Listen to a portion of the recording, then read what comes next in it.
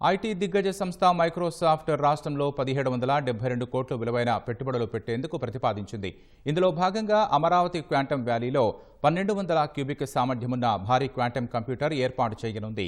ఈ మేరకు ఆ సంస్థ ప్రతినిధులతో అధికారుల సంప్రదింపులు కొలిక్కి వచ్చాయి.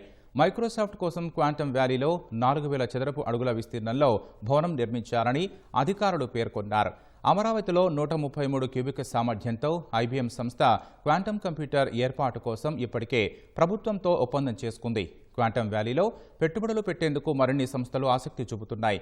జపాన్కు చెందిన ఫుజిసు 64 క్యూబిక్ క్వాంటమ్ కంప్యూటర్ను ఏర్పాటు చేయడం సహా కేంద్ర ప్రభుత్వం రీసెర్చ్ అండ్ డెవలప్మెంట్ ఇనిషియేటివ్ కింద అందించే నిధులకు మరో 50% వెచ్చించి ఫ్యాబ్రికేషన్ ఫెసిలిటీ సెంటర్ ఏర్పాటుకు ప్రతిపాదించింది. క్వాంటమ్ వ్యాలీలో పరిశోధనలు నిర్వహించే సంస్థలకు దశల వారీగా 90 లక్షల చదరపు అడుగుల్లో మౌలిక సదుపాయాలను కల్పించాలని సర్కార్ భావిస్తోంది.